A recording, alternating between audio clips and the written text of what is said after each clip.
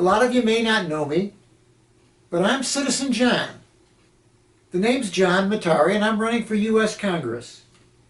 And I hope to be a force for positive change for the people here locally and also for our country.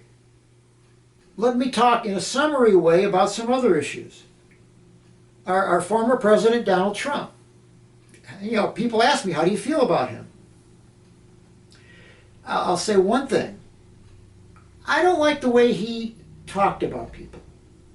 At times the attacks were a little too personal, right? A little too nasty. However, when I look at the policy actions he actually took as President of the United States, whether it was regarding the economy, trying to reduce the tax burden, a strong military, protecting our borders and stopping free immigration into the country, and also making our NATO allies pay more for their self-defense, and to put some reasonable controls on abortion, I fully agree with him. And what I've come to realize, and especially in watching the present administration, when it comes to evaluating someone, yes, the general words count, but on the other hand, it's the actions that matter. What do they do in office? Now, for myself, on some specific issues, one issue here in New York that I've encountered, gun control. We've gone way too far in restricting people's rights. I use myself as a poster child. I've never been accused of a violent act. I've never done a violent act in my life. I still live in my parents' home in the little town of Lyons on the south side of the railroad tracks. And it's been a little bit of a tough neighborhood here. And so I applied for a pistol permit here in New York. The SAFE Act. Well, we just need to have a judge look at it, make sure you're okay. I've been involved in my church. I've been involved in the community. I was turned down because the judge didn't like my peaceful demonstrations. That I'd been arrested for peacefully demonstrating for family rights. Another big perspective on gun control is, why is this happening? I just turned 65. I was a child back in the 60s, grew up in the 60s and 70s. The gun laws were much laxer then than they are now. But yet, we didn't have these mass shootings, right? We didn't have kids trying to kill each other. We didn't have adults, for some reason, trying to go out of the world and take as many people as they could with them. So my question is, let's follow the science. And why don't we ask why? What's different in our society now? What's changed? Now, for me, as I look at the perspective of what's going on, there were a lot of good-intentioned government programs that meant to help people.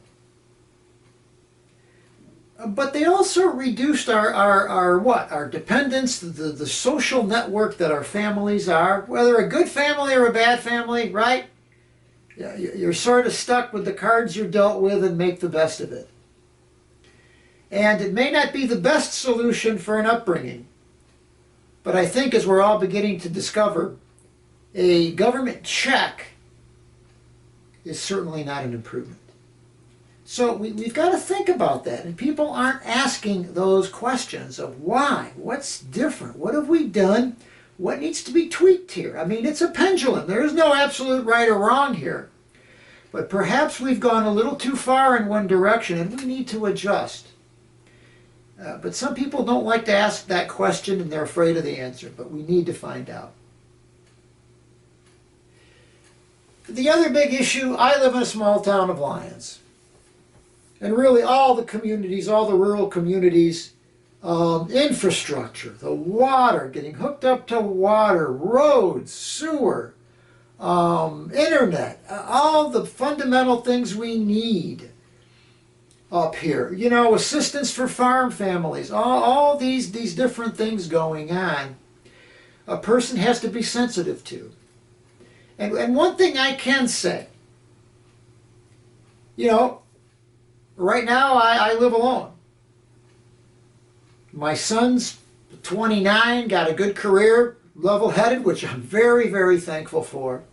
So not a big worry there. I've got time to focus on the issues, to go out and meet people. I enjoy that and understanding what's going on with them. I've got the time.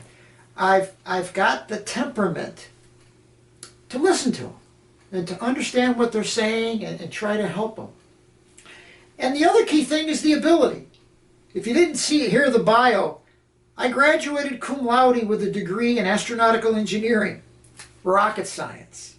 You can see the books on the shelves here, master's degree in computer science. I can do the math. I like complex problems, and some of these things are complex, right? And I'm happy to work with people and try to get solutions. You've got somebody who can listen and who's devoted to it. It's the focus.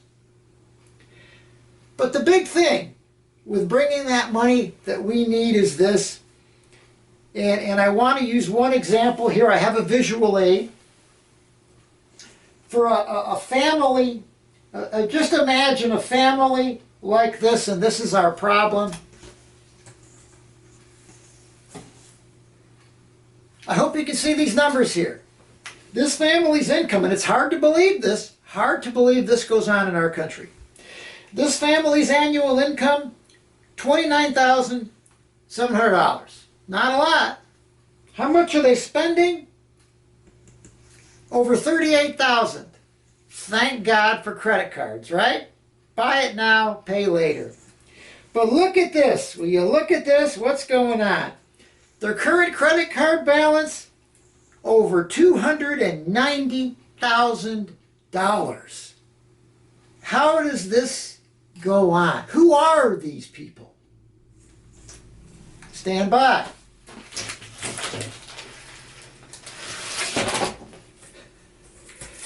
Add 8 zeros to those numbers, and you know who those people are? The United States of America. It is unbelievable what our national debt is and what we're doing. It needs to be reined in. It simply has to happen. You know, we mean well and people want to help with different programs, things like that, but we've got to live within our means. I'm a very charitable person. I've helped out at homeless shelters, helped individuals out, I know, right? We all, and I believe most of us, will help someone. But I don't think if anyone would expect themselves to go into debt to help someone. And we've got to get a grip on that, right? We've simply got to do that, or it's just a terrible situation for our nation. So just to recap, right? The things that are going to be driving me down in Congress: liberty, honesty, excellence, right? A return to a compassionate, a united, and a proud America. Our country's not perfect, but we've done some amazing things, and we should be proud of that.